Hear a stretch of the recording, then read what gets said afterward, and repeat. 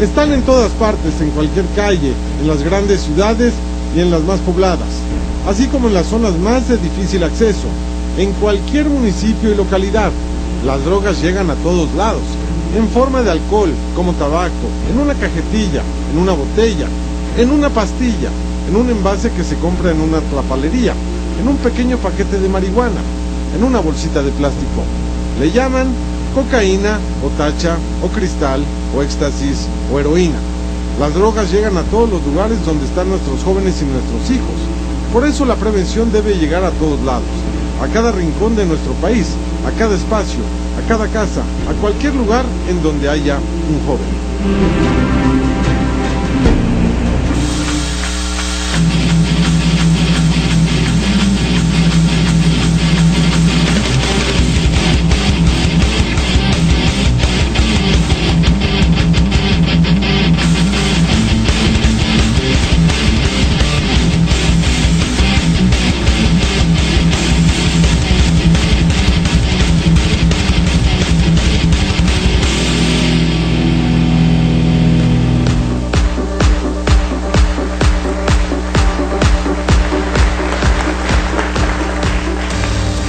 Hola, ¿qué tal? ¿Cómo están? Me da muchísimo gusto saludarlos una vez más en su programa Fondo para que no caigas. Y vamos a hablar de un tema que pues se dio a conocer hace algunos días por el propio presidente de la República y por las autoridades federales de este país en el sentido del programa para prevenir y atender las adicciones en nuestro país. Y para tal efecto hemos invitado a Edgar Angulo, director de Oceánica. Edgar, bienvenido. Gracias, Lalo, por la invitación. Un saludo a todos. Y también viene con nosotros, y le aprecio mucho, ya es la segunda vez que está con nosotros, doctor Víctor Manuel Guiza Cruz, de la CONADIC. Gracias, doctor Guiza, un placer tenerlo por aquí. Gracias. Y por supuesto quiero agradecerle también a todos los estudiantes de la Universidad Politécnica del Valle de Toluca. Muchas gracias, bienvenidos. Y por supuesto a la gente de Centros de Integración Juvenil que siempre nos apoyan muchísimo en la elaboración de estos programas. Pues vamos a entrar en materia. Doctor Guiza, usted que viene en la CONADIC, que encabeza el doctor Mondragón, ¿cómo están las cosas? ¿Qué fue lo que se presentó exactamente hace unos días en cuanto a la prevención y atención de las adicciones en nuestro país? Creo que es muy importante hacer evidente este nuevo empuje que tiene la Comisión Nacional contra las Adicciones, en donde se hace un énfasis muy preciso, muy conciso con respecto a los programas preventivos, los programas educativos y los programas de atención médica, psiquiátrica, psicológica a las adicciones.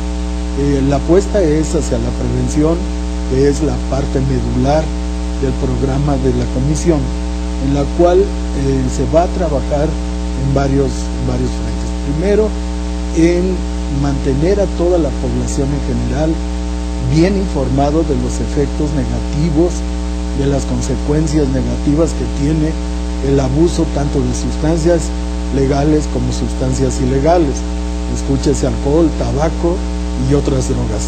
Desde el punto de vista de la salud tienen el mismo peso todas estas sustancias, dándole una importancia muy relevante al alcohol y al tabaco, que son las drogas de mayor consumo en nuestro país y que muchas veces son parte de cómo se entra al mundo de las drogas ilegales. Asimismo, se hace se destaca la intención de dar una atención de tratamiento muy importante, muy científica a las personas que ya tengan un problema de esta naturaleza, sin descuidar la investigación, la enseñanza y la formación de recursos humanos.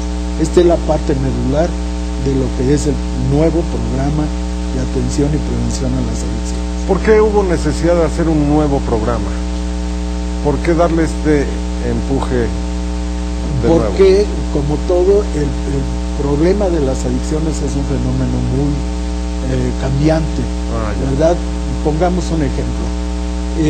La marihuana, que ha tenido pues todo un historial de que si se legaliza, no se legaliza, tan solo con ponerla en la palestra de ver qué tratamiento desde el punto de vista legal se le va a dar a la marihuana, aumentó el consumo.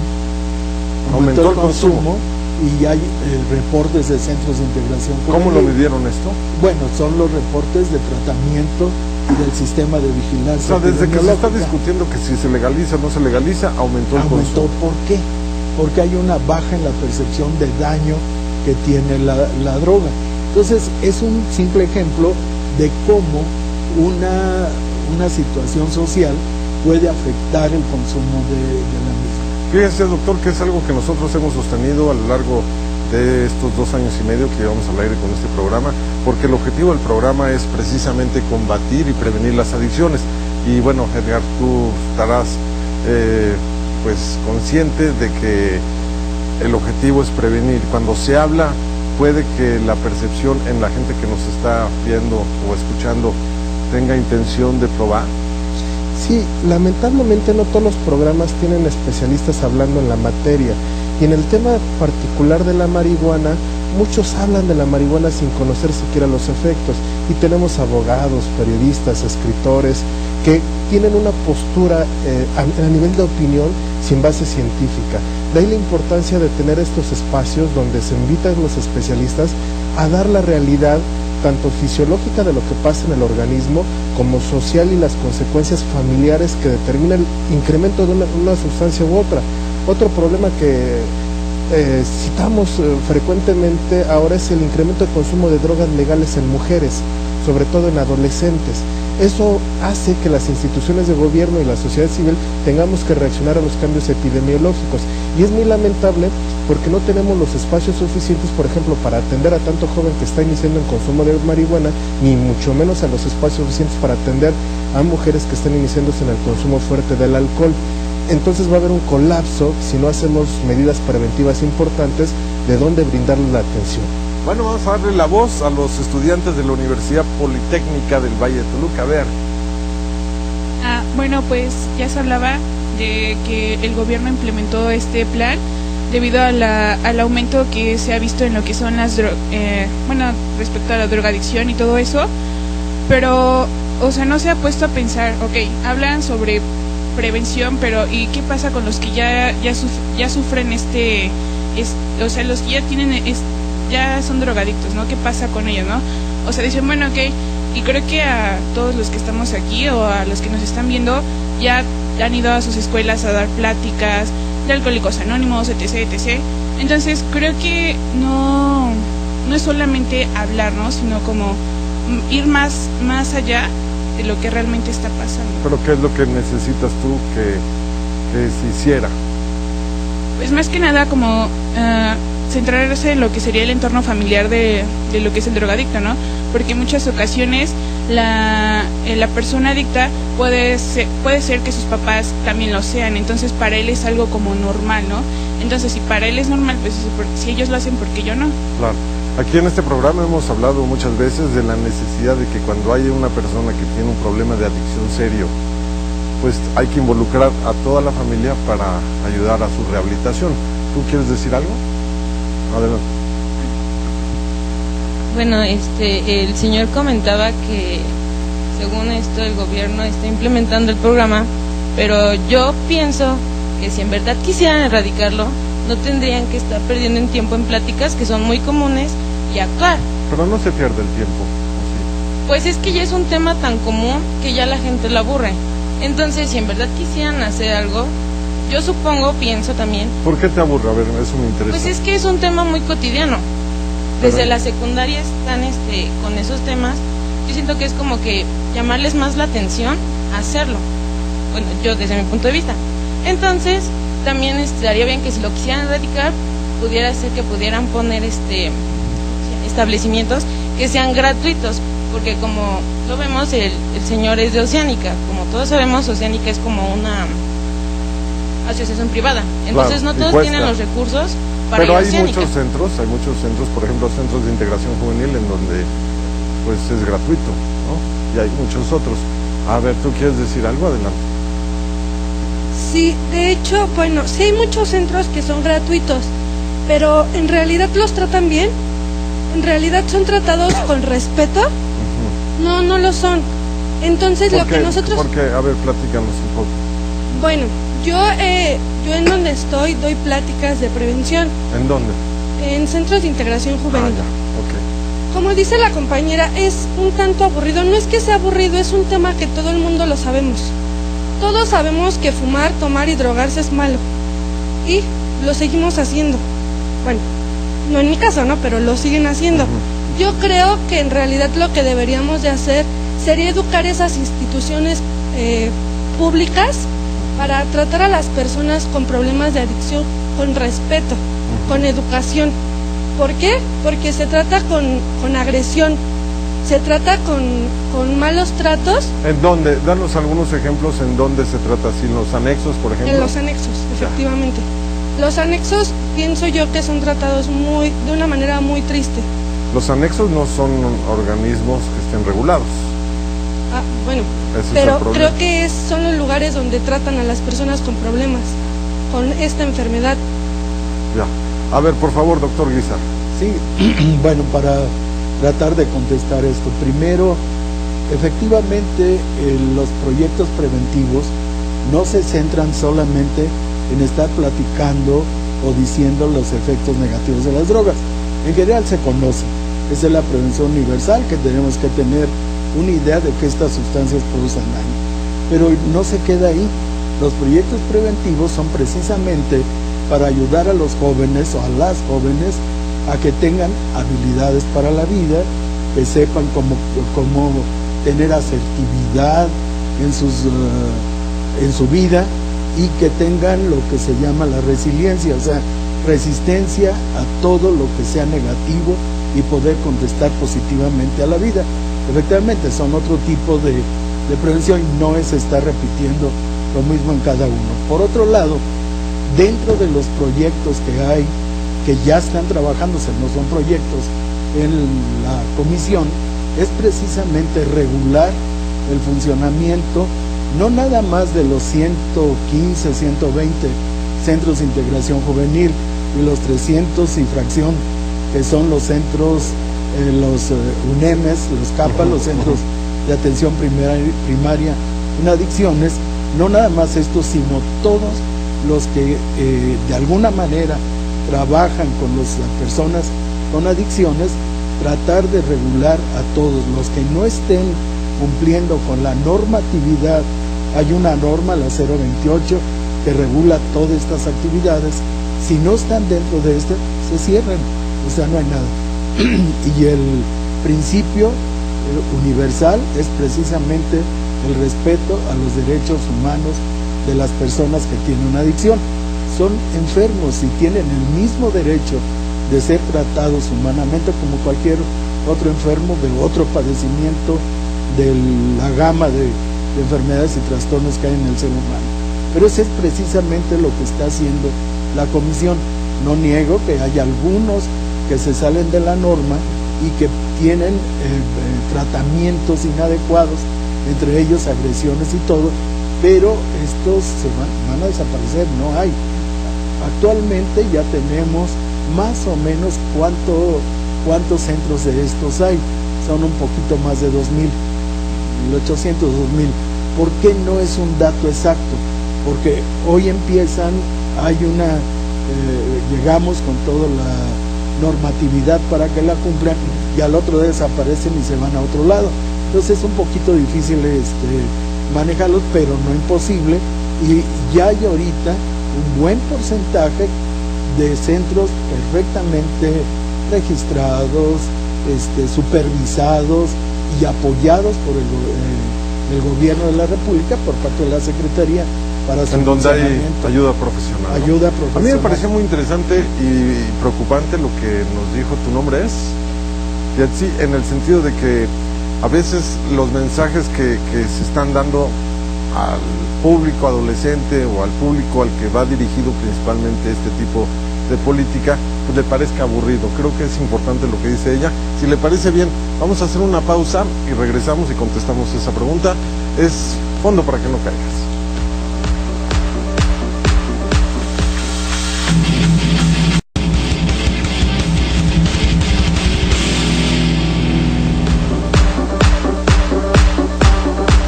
Recuerde que usted en casa también participa en este programa a través de las redes sociales, el Twitter, el Facebook y el correo electrónico. Edgar, creo que es muy importante pues responder a lo que dice. No, y tiene toda la razón. La verdad es que tratar adicciones es muy caro, no solo porque tener una clínica en sí mismo implica muchos costos de operación. Imagínense que una persona puede dar prevención a cientos de personas, pero para tratar a un adicto se necesita al enfermero, al psiquiatra, al psicólogo, al médico, al neurólogo, a todo un equipo multidisciplinario que haga las valoraciones para que pueda intentar salir del problema de la adicción. Recomendación es mejor prevenir, sin duda. Y los jóvenes tienen que saber que es caro tratarse también. Y sí, no hay dinero suficiente en el gobierno para poner las clínicas necesarias de atención gratuita. ¿Qué más quisiéramos que todos los estados de la República, todos los municipios tuvieran un centro donde se pudieran atender las adicciones? Difícilmente se va a lograr en corto tiempo. Lo que sí podemos hacer es darle información de lo que decía el doctor Guisa, es de si van a internar a un familiar, verifiquen por favor que el centro donde esté internado cumpla la normatividad oficial, les cobren o no les cobren. Esa normatividad oficial nos va a dar una garantía de que ya está vigilada por el gobierno. Y la otra es una cultura de la denuncia, donde detecten maltrato, no nos podemos quedar callados. Son enfermos que necesitan atención y ahí necesitamos como sociedad también denunciar que están maltratando a personas que están atendiendo un padecimiento. Y para que el mensaje no sea aburrido, porque Bueno, eso yo creo que es fundamental, para que las pláticas que van a dar a las escuelas no sean aburridas, como dice la joven. ¿Qué hay que hacer, doctor Guisa? Lo que les comentaba hace un momento, uno, no es ir a repetir los efectos negativos de la droga, sino darle armas al joven, a la joven, para que pueda enfrentarse a la vida, no nada más para la prevención de la adicción como tal. Y hay muchas técnicas, hay, por ejemplo, en centros de integración tienen teatro guiñol, se pasan películas y se empieza a hacer una discusión sobre la película. Es muy dinámico todo lo que se tiene que hacer en la prevención. No es nada más decir marihuana produce esto, la cocaína produce esto. No, te voy a dar armas para que sepas decir que no. ¿Se pueden planear campañas más directas, más efectivas, por ejemplo en redes sociales, con las nuevas tecnologías, en internet, en la misma televisión? Vaya, que haya más creatividad a la hora de dar esos mensajes. De hecho se hace a través de las redes sociales y todo ya empieza a trabajarse, porque ahora es más fácil comunicarse con toda la comunidad a través de estas nuevas tecnologías de la información, que es lo que teníamos antes, que era ya a juicio de ahora pues un tanto rígidas para lo nuevo que hay. Muy bien. A ver, yo te quiero preguntar a ti, tú eres una jovencita que ya tuviste experiencias con algunas drogas. Bueno, yo soy una paciente de centros de integración juvenil. Yo a los 12 años comencé a consumir, pero ¿Por qué comenzaste a consumir? Es lo que yo iba a decir. La chica dice que es porque el mensaje es muy aburrido. En realidad sí nos parece muy aburrido que nos den tanta información, ¿no? Porque yo creo que un joven, bueno, al menos a mi edad, a nivel de secundaria, ya sabe todo lo que causan las drogas, ¿no? Los pros y los contras. Pero yo creo que va más en la información de los padres, informar a los padres, ¿no? ¿Por qué? A ver. Porque ellos no se dan cuenta cuando su hijo está consumiendo, por así decirlo. ¿Tú crees que no se dan cuenta? No se dan cuenta. ¿Vienes con tus padres? Sí, con mi madre. ¿Ella es tu mamá? ¿No se daba cuenta usted, señora? A ver, le pasa el micrófono. Buenas tardes. Pues no, lamentablemente por el trabajo, pues no me daba cuenta porque pues la dejé mucho tiempo sola. Entonces, aparte de eso, pues mi esposo también era adicto. Entonces, pues yo me enfocaba más en problemas de mi esposo, él y yo, que mi hija. Entonces ya cuando me di cuenta, pues fue pues que ella me dijo, es que ni siquiera me conoces. Entonces pues sí, fue cuando abrí los ojos y me di cuenta que mi hija también me necesitaba. ¿Tú tenías necesidad de informarle a tu mamá que tenías un problema de adicción o huías? No, una necesidad. Créanme que, bueno, estás en tu relajo y realmente yo creo que si no hubiera llegado a un punto en el que mamá no se daba cuenta, o sea, yo no quería llamar su atención o algo así, ella simplemente se dio cuenta. Entonces nos canalizaron en el hospital, en el seguro, y me mandaron a centros de integración juvenil y es gratuito. Bueno, yo no lo pago. Ahora dime una cosa, ya me dijiste, ¿por qué hay un problema de adicción con tu papá, no? Ajá, mi papá es alcohólico drogadicto. ¿Y su adicción a ti te molestaba? Sí, porque en casa había continuas peleas y yo lo veía como llegaba y todo. Sí. ¿Y tú sabías que tenía un problema grave de adicción? Obviamente sí, porque varias veces se marchó de casa y luego regresaba. Y luego tú entraste a ese mundo. Ajá. ¿Con qué entraste primero? Por ejemplo, yo no me di cuenta hasta que llegué a centros que en todo tu círculo, obviamente en el círculo donde vives incumbe demasiado, porque con mis amigos, con amigos fuera de la escuela y así, pues fue donde empecé a consumir. Ahora, tú tienes un problema que afortunadamente te estás atendiendo y que eso habla muy bien de ti, y además vas a salir adelante, porque a pesar de la oscuridad que las drogas representan, en algún momento siempre hay una luz para salir adelante. En base a lo que decían ellos, por ejemplo, en la escuela, ¿tú qué harías para que el mensaje de que las drogas hacen daño y que te llevan a 4 caminos, la calle, el psiquiátrico, la cárcel o la tumba? ¿Tú cómo enfocarías esos mensajes? ¿Y cómo lo hablarías cuando tengas a tus hijos? ¿Cómo lo hablarías con tus hijos? Más allá de informar a mis hijos y a la familia, tanto como a los padres y a todos, dar ejemplos. Por ejemplo, en Alcohólicos Anónimos se maneja algo de testimonio, ¿no? Que da testimonio, y creo que eso sirve mucho, ¿no? Que otra persona te dé su testimonio y decirte todo lo que ha vivido así, pues caes en cuenta de todo lo que te puede pasar más allá, porque si nos dicen esto hace esto y te va a causar esto, pues dices a la larga, ¿no? Si lo dejo no importa, pero realmente es más así. Bueno. En este programa es básicamente lo que hemos hecho, ¿no? Ofrecer testimonio de personas que padecen pues ya esta enfermedad, pero cómo se están rehabilitando y cómo pueden salir adelante. Y cómo detectarlo a tiempo, porque también involucramos a los padres, familia y a los maestros. ¿Usted, señora, quería decir algo? Sí. Bueno, yo quisiera aumentar un poco la información de los centros de integración juvenil. Yo soy madre de un alcohólico, pero cuando yo fui a ese centro pensé que iba a ayudar a mi hijo, y en realidad la ayuda era para mí, porque el hijo cae a las drogas, también como ella dice, por la familia. ¿Cómo haría yo más viable para la familia que esta información la pudiera captar? Existe una asociación que se llama Al-Anon, que es es la asociación para la familia que tiene hijos, familias adictas o alcohólicas.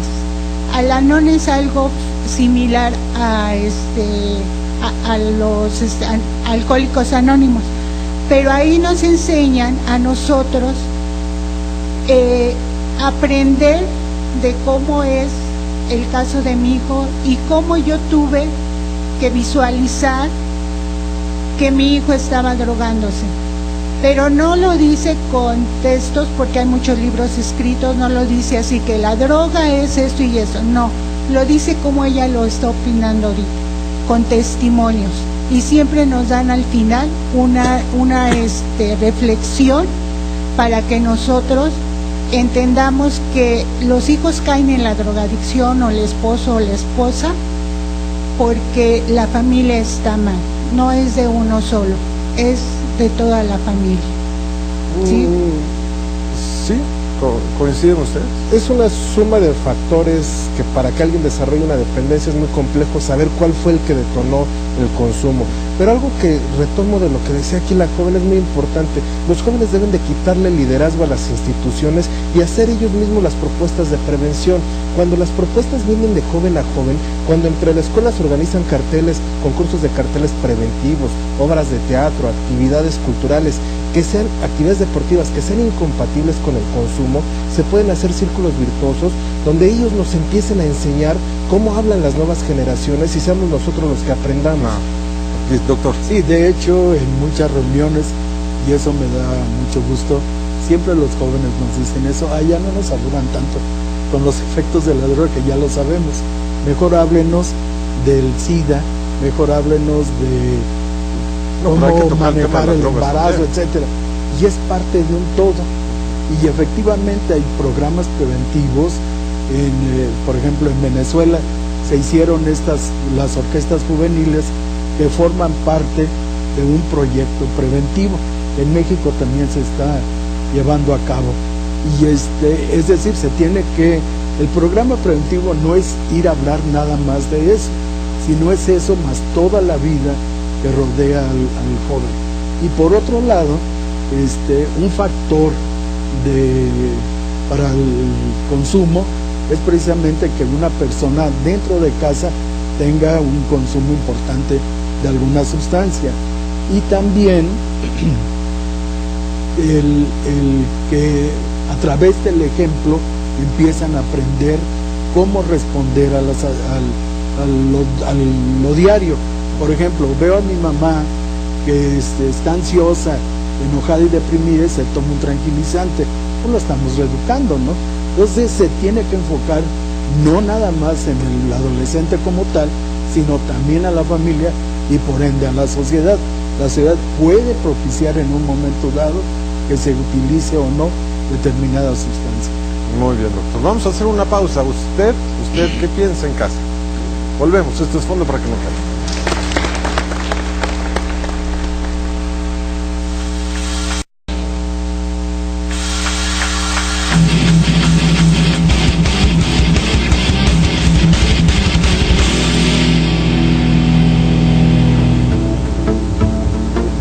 En México, como en gran parte del mundo, las drogas están al alcance de los más jóvenes.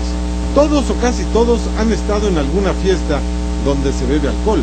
Otros fuman desde edades muy tempranas y muchos más han consumido marihuana, inhalables, cocaína o metanfetaminas.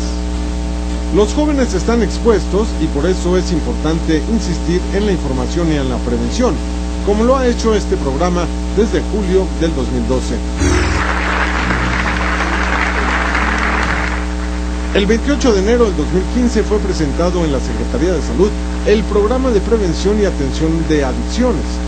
El presidente Peña Nieto explicó que solamente para atender las enfermedades causadas por el tabaquismo se gastan 61 mil millones de pesos anualmente y ofreció más cifras sobre la forma en que el consumo de drogas afecta a nuestro país. 1 de cada 3 mexicanos entre 12 y 65 años consume alcohol con patrones de riesgo.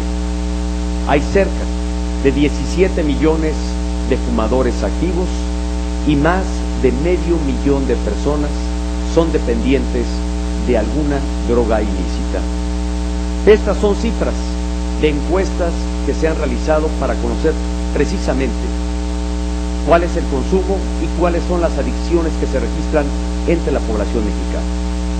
El programa de prevención y atención de las adicciones contempla 6 objetivos principales: reforzar las medidas para evitar el consumo de sustancias adictivas, mejorar la cobertura y la cantidad de los servicios de atención a las personas que requieren tratamiento contra las adicciones, fortalecer la formación de especialistas y quienes atienden a los pacientes, fomentar la investigación científica e innovación tecnológica contra las adicciones, contar con un marco regulatorio moderno y eficiente y fortalecer la presencia de México en foros internacionales donde se dialoga y se analiza los modelos de atención a las adicciones. El presidente Peña Nieto destacó el éxito que ha tenido la aplicación del alcoholímetro en la Ciudad de México y explicó que se trabajará para llevarlo a otras ciudades del país, como ya se hace en Toluca y Metepec. Además, instruyó para que se multipliquen los espacios públicos libres de tabaco en todo el país. En su intervención, Mercedes Juan López, la secretaria de Salud del Gobierno Federal, informó que pronto se conocerán los resultados de la Encuesta Nacional de Adicciones de la Población Estudiantil, que abarca hasta el nivel superior, y la Encuesta Global de Tabaquismo. Explicó que de esa manera podrán detectarse los avances en las políticas públicas y enfocar nuevos esfuerzos. Señaló además que se ha incrementado el consumo de alcohol entre los adolescentes de 12 a 17 años y también el uso del tabaco como droga de inicio. Es una gran preocupación para el gobierno y para la sociedad en su conjunto la disminución de la edad del inicio de consumo de drogas adictivas, en ocasiones desde los 12 años de edad. A pesar de la venta de bebidas alcohólicas, por ejemplo, está prohibida para menores de edad, el consumo en población adolescente de 12 a 17 años se ha incrementado. También es de llamar la atención la tendencia del consumo de alcohol en mujeres, que ha aumentado en forma importante. Respecto al tabaco, considerado principal droga de inicio, es muy frecuente su consumo en los adolescentes. Lo anterior es preocupante, ya que solo en 2013 murieron 44,000 personas por causas asociadas al consumo del tabaco, lo que equivale a un promedio de 120 muertes diarias por enfermedad pulmonar obstructiva crónica, por enfermedades isquémicas del corazón, cáncer del pulmón, del estómago, entre otros. En el mismo evento, Manuel Mondragón, el comisionado nacional contra las adicciones, dijo que la prevención es una prioridad. Entre las prioridades que nos hemos propuesto, reforzaremos la promoción de la salud, informaremos a la sociedad sobre los riesgos y consecuencias de las sustancias psicoactivas, considerando las características propias de la población, como su edad, género, residencia en una zona urbana o rural, y si se desempeñan en la escuela o en el trabajo.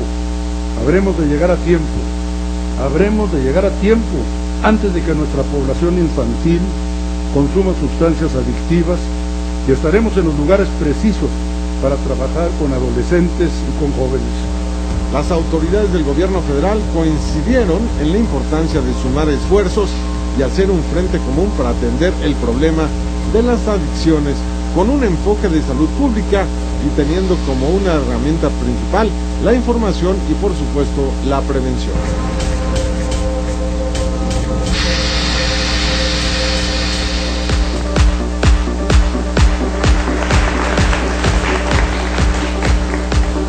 Bueno, seguimos aquí en Fondo para que no caigas y seguimos escuchando a los jóvenes sobre la prevención y las políticas públicas para combatir las adicciones. Adelante. Gracias. Yo vengo por parte de Centros de Integración Juvenil y me gustaría mucho regresarnos al comentario de la compañera respecto a que es aburrido. ¿Qué es aburrido? Que es aburrido, mensajes que se han dado. A mí se me hace yo estoy en la institución como voluntaria. Lo que nosotros, nuestra labor es ir a escuelas, a instituciones o a espacios sociales a brindar información y orientación respecto a esto. Yo siento que si fuera aburrido o si fuera innecesario, dejaría de estar presente la adicción. En cambio, es cierto que no es así. Ayuda al contrario, está elevándose muchísimo el índice, entonces yo creo que la labor de información y prevención es muy muy importante y sin dejar de lado la intervención o el tratamiento. Lo que dijo ella es de que se necesita un poco más de creatividad para dar esos mensajes, ¿no? Es básicamente lo que tú decías. A ver, ¿tú querías decir algo? Sí. Pégate el micrófono. Yo pienso que no es aburrido.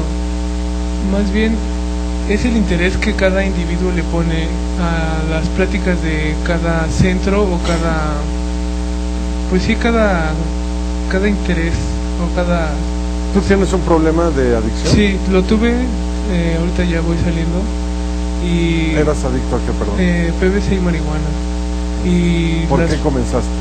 Pues porque yo no me aceptaba como persona. Ajá, pero las pláticas que me dieron ahí en el centro, pues sí, no niego que sí eran aburridas, pero no era porque pues no fueran dinámicas, sino era una depresión mía. ¿Por qué no te aceptabas como persona? Pues al principio porque me miraba al espejo y no me reconocía, ni siquiera aguantaba 5 segundos frente a mí y no me hallaba. Y de pronto empezaba así, esa negación de qué aburrido es estar un minuto y escuchar a la psicóloga, a la doctora, a todo el equipo técnico del centro y no me aguantaba. Tú tienes un problema de atención, sí, déficit de atención hiperactiva. Sí, ¿no?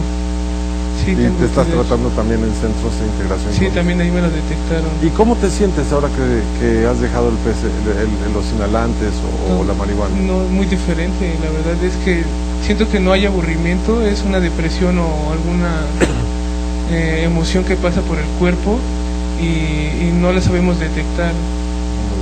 ¿Tú? Adelante.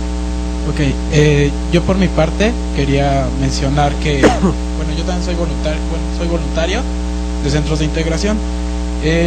Nuestro deber, como dijo la compañera, es ir a escuelas, es ir a unidades, a dar información, pero ahí no solo se queda todo. Por ejemplo, en mi caso, doy talleres los viernes, damos talleres a papás y damos talleres a los chicos. Esto es por prevención. Ahora, quería mencionar otra cosa. Es responsabilidad del profesional que la información dada en verdad sea aplicada, que no sea aburrida. Entonces, ¿pero cómo hacerla no aburrida? Por ejemplo, en nuestro caso, estamos siendo capacitados, bueno, nos están dando capacitación. Por ejemplo, ahorita estamos usando lo que son diapositivas, videos e incluso cuestiones interactivas, en donde, por ejemplo, hay una que es de una casa, es ¿qué le falta a tu casa?, en donde se proporciona información para habilidades precisamente. Habilidades que no, o sea, vamos a apartarnos un poquito de las drogas. Se habla de, ok, ¿cómo te sientes? ¿Qué te hace falta? ¿Por qué crees que es necesario? De ese tipo de cosas. Y esto es a nivel primaria, hasta incluso licenciatura también se da. No hay ni siquiera como un límite. Incluso, por ejemplo, a Iztapalapa le toca abarcar más de lo que le debería tocar casi estado. Entonces ni siquiera hay límites y totalmente gratuito. Tanto que vayan al centro como que nosotros vayamos a donde ellos están. Muy bien, a ver, tú que decías que era aburrida escuchar las pláticas. Bueno, es ¿A ti que... qué te gustaría, tú qué harías, por ejemplo? Bueno, yo creo que ¿O también cómo te gustaría depende comunicarlo? de las personas que lo imparten, ¿no? Entonces, de mi parte sí es algo muy monótono, porque es algo que desde la secundaria me lo han repetido siempre. Por eso, ¿tú qué harías? Entonces, para que yo no digo fuera? que el interactuar y, como decía, el aplicarlo, yo siento que sería más eficiente. Ahora, yo tengo, bueno, no sé si lo vaya a tomar como pregunta o como sugerencia al señor. Si nos estamos dando cuenta, todas estas instituciones son como para gente de clase media, pero en su mayoría las personas que están en drogas y todas esas cosas, un ejemplo podría ser que es un 55% de las personas de bajos recursos.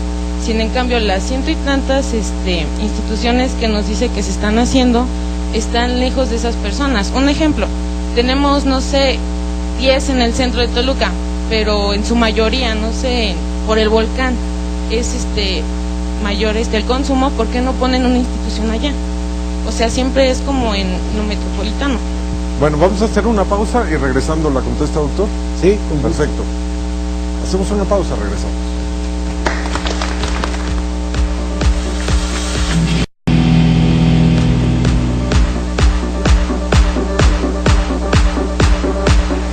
Seguimos aquí en Fondo para que no caigas. Y bueno, doctor Guizar, ya le hicieron la pregunta. ¿Qué es lo que se tiene que hacer? Sí, yo creo que es muy importante lo que señala esta compañera, porque hay un esfuerzo muy importante, muy fuerte por parte de las autoridades de salud para llevar a lo más cercano que se pueda en los servicios precisamente centros de atención y atención.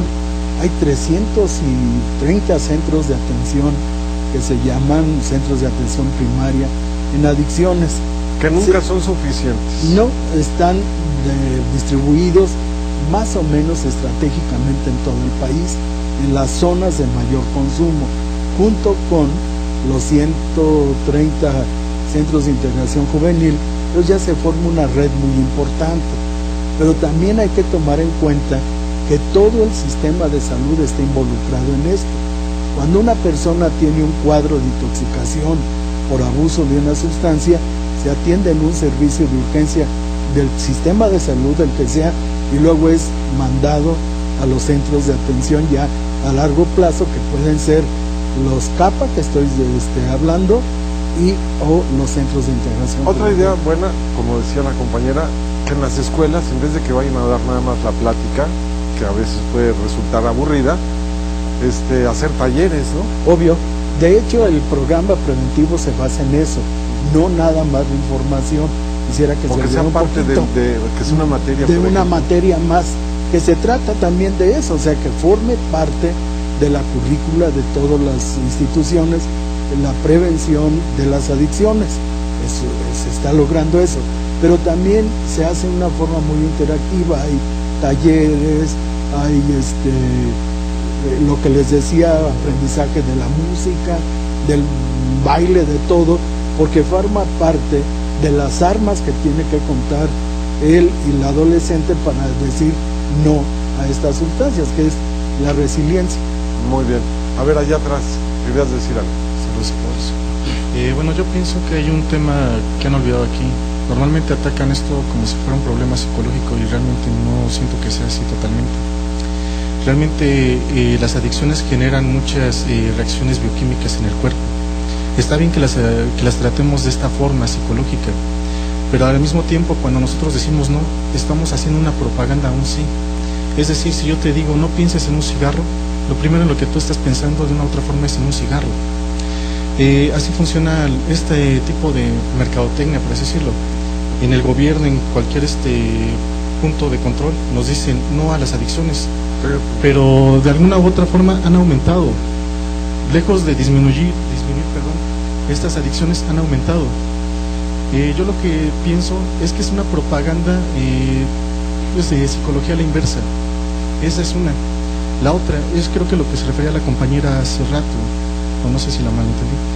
Si alejamos un poquito esta propaganda negativa, vemos una forma, ¿sabes qué? Fumas un cigarro y esto hace que tu cuerpo libere dopamina, no sé, oxitocina, alguna otro tipo de hormona que a ti te hace sentir bien. ¿De qué otra forma podemos nosotros reemplazar el cigarro, el alcohol, la marihuana, el X droga? No sé, podemos hacer ejercicio, podemos comer algo, podemos incluso un medicamento, porque a veces nos alejamos mucho de eso. Ahorita estamos atacando demasiado en el área psicológica. Digo, está bien, esa es una terapia, y es una terapia que tú la llevas a cabo, como decía la compañera hace rato. Dice, yo comento mis vivencias, ellos comentan las suyas, y eso me ayuda a entender un poquito mi enfermedad. Sería bueno que fueran testimonios o que fueran personas con con esta enfermedad que ya tiene un problema de adicción a las escuelas, por ejemplo, a platicar A eso voy. Yo siento que eso le haría bien a mucha gente. ¿Sabes qué? A lo mejor entre nosotros hay ahorita gente que somos drogadictos o no lo somos, no sé. Pero como estamos en un tabú o algo así, nosotros no nos atrevemos a decirlo. Entonces, ¿tienes un problema? Cuando una persona, digamos, usted dice, yo soy drogadicto, y yo me empiezo a acercar a usted, yo también soy drogadicto, sabes que yo tengo este problema, el otro, y esa es una. ¿Y tú cómo dejaste de ser drogadicto? Pues yo hice ejercicio, yo hice esta otra cosa, yo me enteré que esto no es solo psicológico, puede ser incluso genético, puede haber infinidad de variables detrás de un problema de drogadicción. Y a veces yo siento que nosotros nos olvidamos de eso. Atacamos mucho al área psicológica y se vuelve tediosa. Yo sé que fumar produce cáncer, yo sé que fumar o no sé, tomar alcohol me va a dar cirrosis, etcétera, ¿no? Pero realmente olvidamos algo. ¿Cómo puedo reemplazar esta necesidad por drogarme con infinidad de drogas? A ver, Edgar. Por eso. Bueno, creo que es muy interesante. Sí, es muy interesante, y lo primero que habría que decir, la mejor forma es no empezar. Las drogas sí afectan fisiológicamente al cerebro y están diseñadas en su mayoría para desarrollar dependencias. Y una vez desarrollada la dependencia, no se trata de un acto de voluntad el querer dejar de drogarse. Se trata de una intervención, bien lo dice, multidisciplinaria, no solo psicológica, donde intervienen muchas personas para tratar de evitar, incluso compañeros en recuperación que comparten experiencia para evitar el consumo. Tiene razón también que la prevención debería ser también multidisciplinaria. Cuando hablamos de testimonios, yo siempre he pensado que los verdaderos testimonios nunca llegan. Son los que están, bien lo decías, o muertos, o en los hospitales en enfermedades terminales, o en las cárceles, y a lo mejor sí valdría la pena llevar a los jóvenes a las cárceles a que los presos cuenten las experiencias de cómo llegaron ahí, y de por qué llegaron ahí, y que fuéramos a los hospitales a hacer servicio comunitario, que los pacientes con cáncer terminal dijeran que empezaron fumando para llegar a este tipo de experiencias. Este verdadero testimonio del que no se recuperó quizás sea más impactante del que llega hablando de su recuperación, porque lamentablemente son los menos los que se recuperan. Es una enfermedad de mal pronóstico, es una enfermedad que una vez desarrollada tiene limitantes para dónde tratarse, bien lo decía ahorita el doctor Guisa, a pesar de los esfuerzos gubernamentales no hay suficiente cobertura, no hay cobertura en las áreas donde se necesita, y además el paciente es de las pocas enfermedades que no quiere tratarse. Si a mí me da diabetes, inmediatamente corro a un centro de salud. Si yo tengo cáncer, exijo tratamiento, pero si yo tengo una farmacodependencia, oculto y como familia tardo mucho en acercarme a los centros de salud. El promedio es que tardan entre 6 y 8 años en buscar ayuda cuando la dependencia ya avanzó a niveles muy complejos para el tratamiento. Si es tan compleja este padecimiento, tomando el último comentario, es una de las enfermedades que curiosamente la enfermedad en el inicio produce placer. Entonces, bueno, pues imagínense a lo que se tiene uno que enfrentar desde el punto de vista terapéutico.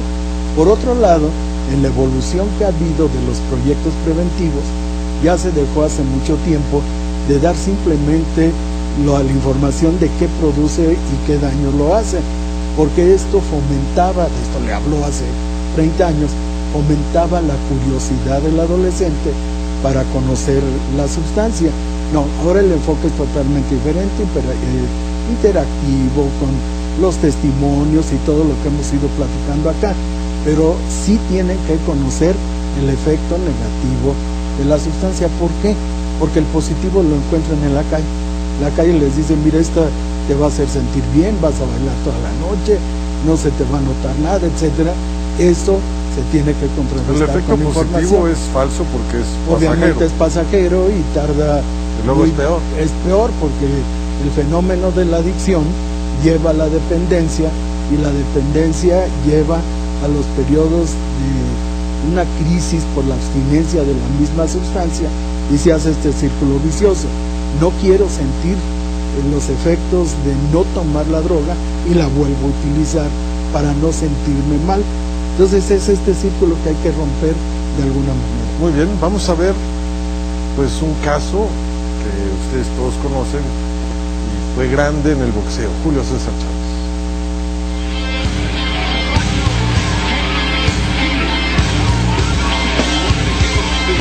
Es una leyenda viva del boxeo mexicano. Julio César Chávez Le dio victorias históricas al deporte de nuestro país, llenó arenas y estadios. Pero su pelea más difícil, la que más tiempo le ha llevado, está lejos del cuadrilátero. Aquí las campanas no suenan igual, los golpes se sienten diferente, más fuertes, más crudos y sordos. No se ven venir, es el ring de las adicciones. Ahora soy una persona mucho más madura, que ya pasó por muchos problemas y ahora tengo un programa de rehabilitación y ahora tengo más calma. Julio César Chávez probó por primera vez la cocaína en 1993.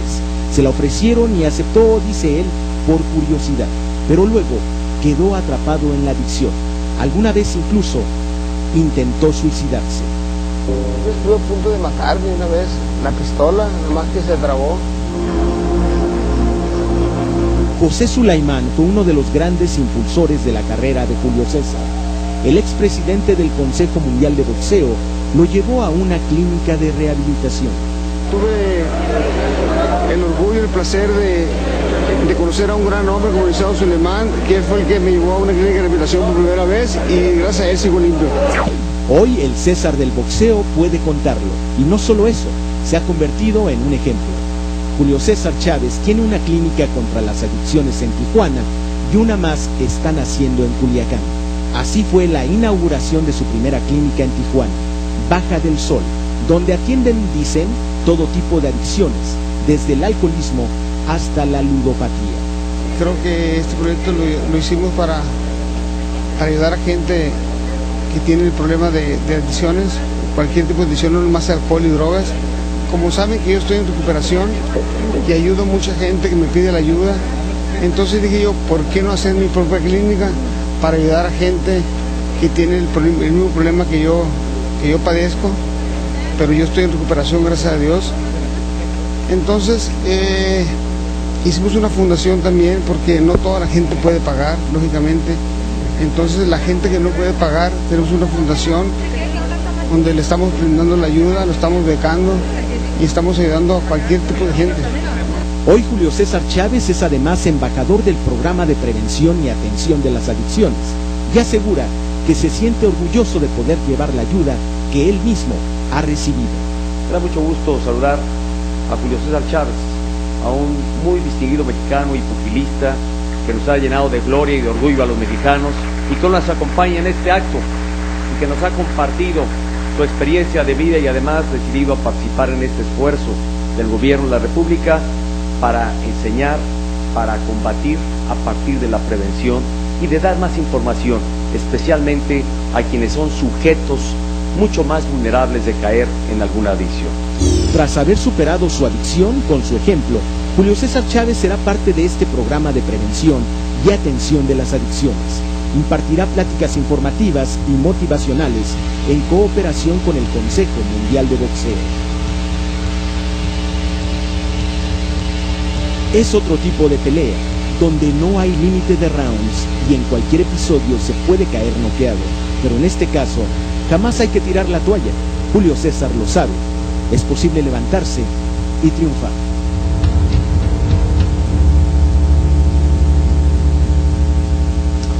Bueno, pues ahí está, y va a dar pláticas. Creo que eso no va a ser aburrido, ¿eh? Eso va a estar bien. Yo creo que el mensaje va a ser bueno. A ver, primero las damas, ¿tú querías decir algo? Gracias. Bueno, creo que es importante recalcar que, como la compañera, muchos tenemos demasiada información sobre las adicciones y que bueno, creo que la cultura de ahora es cultura de información y eso es bueno. Pero ahora yo como persona, basta de información, ¿cómo soy actora para el cambio? Ya tengo yo la información, no soy promotora de la salud, no soy psicóloga, médica, pero yo soy persona como tú, como él, como todos nosotros. Entonces creo que ahí es en donde está nuestra labor como individuos, dejando de lado los apellidos, licenciaturas, profesionales, todo eso, creo que eso es importante. ¿Qué hacemos cada uno de nosotros? A ver, tenemos 30 segundos, adelante. Bueno, yo creo que debemos recalcar que hay que educar a los papás porque para uno como chavo es muy fácil engañar al padre. O sea, los papás solo les importa ya cuando uno es un adicto y realmente esa información no le llega a los papás. A nosotros ya hasta nos aburre, pero a los papás realmente no tienen esa información, no tienen ese conocimiento y ellos cómo pueden detectar que su hijo tiene un problema o que está propenso a tener alguna adicción. Bueno, muy bien. Bueno, pues aquí hemos escuchado muy valiosos testimonios de los jóvenes de cómo se tiene que comunicar mejor, cómo tiene que ser este mensaje mejor para combatir y prevenir las adicciones en nuestro país. Yo los espero la próxima semana aquí en Fondo para que no caigas. Gracias.